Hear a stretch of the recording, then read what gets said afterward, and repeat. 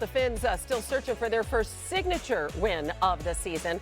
Miami has played 3 games against teams that entered the matchup with a winning record, and they have lost all of those games, and by an average of more than 16 points per game.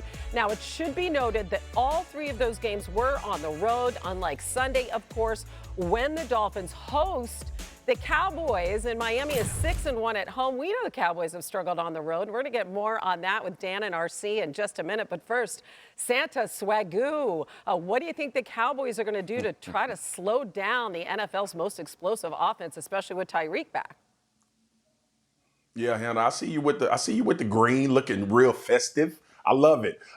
Listen, this has to be Mike McDaniel paying attention to what he saw with the Buffalo Bills, but more importantly, in the 3 losses that the Dallas Cowboys had, especially against Arizona and obviously San Francisco. When you look at the run game for Miami, that is what Dallas is going to have to tend to. When I was in the league, it was about people testing you until you prove you can stop it. So here's another week.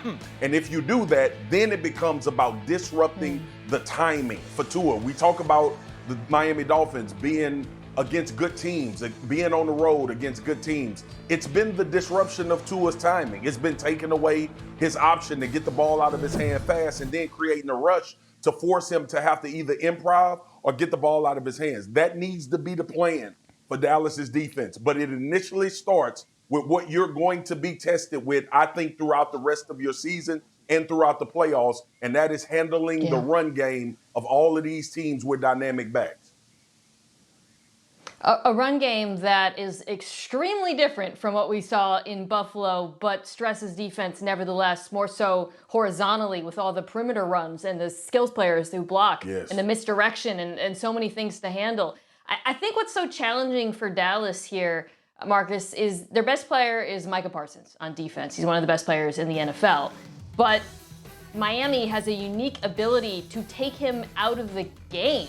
And we've seen some good offenses do this, but I think the Dolphins can do it better than most with the aforementioned misdirection, with the fact that their quarterback gets rid of the ball in 2.38 seconds, which is absolutely bonkers. Like, Micah Parsons has the most pressures under 2.5 seconds of any edge rusher in the NFL, and it might not matter against this team. So I think for Dan Quinn, the challenge is, how do you find ways to get Micah Parsons involved, not, let him get taken out of the game. Some of that might actually have to do more with what they do in coverage to try to buy him that extra 0.5 seconds he needs to actually affect the quarterback. Man, when you think it's going to come down to that kind of timing. Are over at the touchscreen. Cowboys are 3-4 on the road, fellas. What are you seeing when they travel? What's the issue? Obviously, the physicality of the opponents have affected the Dallas Cowboys, but Dak Prescott has been an MVP candidate this entire year. On the road, he's the MVC, the most valuable communicator. And we're going to see how playing in road stadiums affects Dak Prescott and the rest of the offense when they're trying to get into the things Brian Schottenheimer wants them to do. And I think it's really important for everybody at home to understand how they're good at home. And I want you to pay attention to 2 things. Listen to Dak Prescott on this play, and then look at the play clock and see where it is. Play it for us. So what you can hear is Dak Prescott. 54, good. Yeah, there you go. Freeze it there. Run it back again. Everybody at home, again, listen to who Dak Prescott is talking about, and then look at that play clock, okay? Run it from the jump. Good. Yeah, there we go. Okay, this is what happens. The play clock was going to be down about 16, 17 seconds, and the ball got snapped, okay? He saw Jamal Adams drop down. He said 54.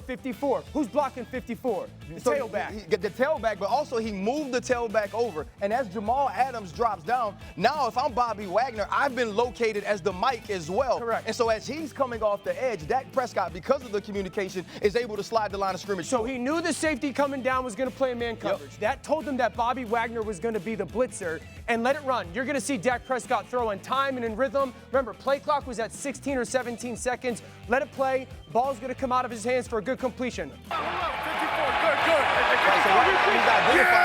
And as Jamal Adams comes down, it also lets him know what the coverage is, because Jamal Adams wouldn't be rotating weak to play the weak flat. He's rotating to get Jake Ferguson. And again, 18 seconds on the play clock. There's no leg kick. His voice is controlling the defense. Okay, finish the play, and you're going to see perfect execution, ball in rhythm, stairs, one time, bang, out for a huge completion. You can let it play all the way to the end. Now we're going to go to the defense, on the road versus Buffalo, okay? I want everyone to hear and pay attention. Let it ride.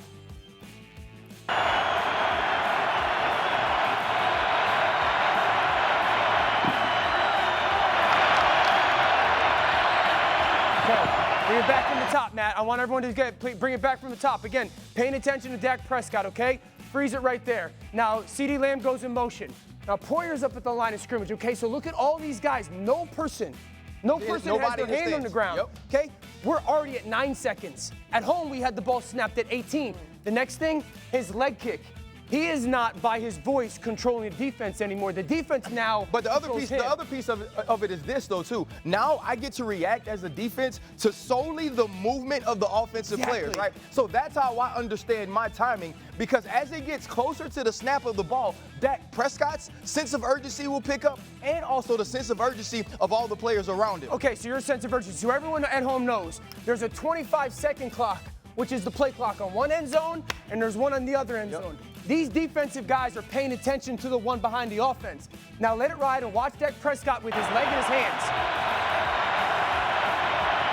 Okay, once that motion goes, you start to see this movement, right, RC? Because they see 5 seconds on the clock. Dak doesn't know what's going on. So now, if I'm a defender, I understand I can let go of my disguise, make sure that I can get to my assignment. It also allows these guys to know that they can get off of the ball on the snap because the timing is coming right now. And also take a look at this. These are 10 people within 8 yards of the line of scrimmage because they understand the operation offensively can't put pressure on them down the field. What you're going to get is Poyer from here is going to go all the way back to a half field. The linebacker is going to trigger pressure. Defensive end drops. Now pay attention because you're going to see Dak Prescott do that. He's telling his center, clock is low. I see that as well, though. I see that as well. Once I get this, I know that you got to snap the football. Now I'm ready to go. Play clock gets down to 2. There's the clap. Everybody moving into place. Okay, now this is going to be a good clean pocket. Offensive lineman is going to run those defensive linemen back. Dak Prescott has climbed this pocket at home 500 times this year and throw for 10,000 yards. Watch how fast he plays because he feels sped up because he doesn't know what the defense is doing right now. Let it play, Matt. Ball comes out of his hands instead of to the tight end up top, and then the defense creates a huge third and long. But here's the thing, too, though. Think about this when you're trying to get ready for work or you're trying to get into the studio. Once you feel sped up, that's when you forget things. That's when you're wondering, where's my notebook, right? Where's my pad? Where's my outline? Dak Prescott on the road isn't the same quarterback, not because he's not good enough. He isn't the same quarterback because he doesn't have the same sort of control over everything that's around him. And when the players around you can't play based on your voice, neither can you. Man, you guys, that felt good. that felt good. You guys are ready to get back out there. By the way, kudos to our director for taking direction from our quarterback there. That was great, Matt. Dan, and we appreciate the Christmas look, by the way. The red shoes, the green shacket. I'm a walking. What's a shacket? It's a shacket. It's a shirt jacket. That's what he's like sporting a shacket today. Isn't it great? This is why Hannah is the host. I know that was shacket. That was tremendous, you guys. All right, let's pop the picks on this one. And Santa Swagoo knows something that apparently the rest of us don't. Of course, he's picking the Cowboys. But what are we missing here, Swagoo? Well, the only time that I've seen Tua struggle is when the pass rush is very effective. If Dallas can't stop the run, everybody else on this line is right. If they get it handled and put this game in Tua's hands, I think they can wreck shop from a defensive standpoint.